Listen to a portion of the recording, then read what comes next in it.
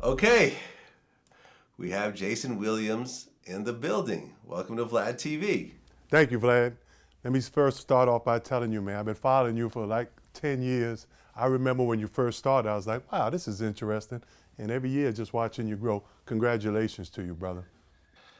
Well, thank you so much. I appreciate you coming in to tell your story because I think it's such a powerful story of triumph and defeat, and then back to triumph again, and losses and gains and so forth. And I really want to get into the whole story because I know you've done a lot of other interviews, but we do things a little bit differently here where we really give the timeline of everything that happens. So I really want to get into that way. So let's go ahead and start in the beginning. So were you born in South Carolina or New York? I'm glad you asked that question. You know, I was born in New York City, Beth Israel Hospital, 19th Street, 1st Avenue. Okay, but then you moved to South Carolina? Yeah, moved down to South Carolina. My parents, I have an African-American father and a white mother, and they thought, hey, it's the early 70s, let's escape racism, let's move to the rural South with that interracial marriage, and let's see if it works. And then Alex Haley came out with Roots, and then getting on the school bus as a high yellow kid with blonde hair, with a white mother and a black father in the deep South, I got the crap beat out of me every day. Right, because these days, interracial marriage and relationships and mixed kids, that's like really common. But I remember, because I'm 46 years old. I think I'm a little bit younger than you. And I remember my first girlfriend in college who was black. This was like 1992.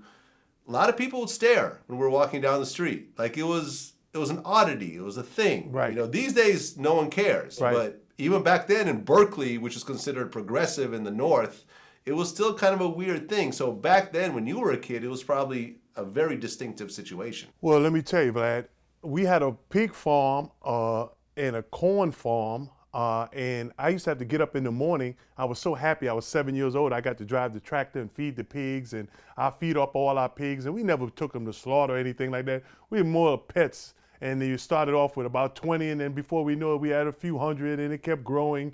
But I fed them, and then the school bus would come up, and I wanted all the kids to see me on the tractor, and I'll jump on the school bus. And I don't know if they moved because I was high yellow and white mother and black father, or I just smelled like the pig pen. But whatever it was, it was rough because, look, I was the only child between my mother and father we had. Everybody else was from previous marriages. So I didn't have a whole lot of love from a whole lot of family at that time. So they say 80% of what you learn in school, you learn on the way to school, on the school bus, on the train. And it was tough, man. That was a tough situation for me. I didn't have many friends. Well, you kind of had somewhat of a difficult situation at home because I read both of your books. Wow, thank you. Yeah, and I guess you had seen your father shoot 3 different people on 3 different occasions? Yeah, he had a nightclub and a business. And he was a construction, he was in tractor trailer business. And yeah, he would fire his weapon. Not all of them hit, but he would fire his weapon at people. And my father was a great man. He's my best friend. It wasn't like he was just, he wasn't a big drinker. He was protecting his family or his business at that time.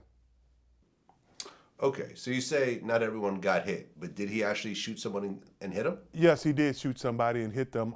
Somebody had broke a pool stick over my back and did some things to me and hit him in the leg one time, but did not kill anybody, no.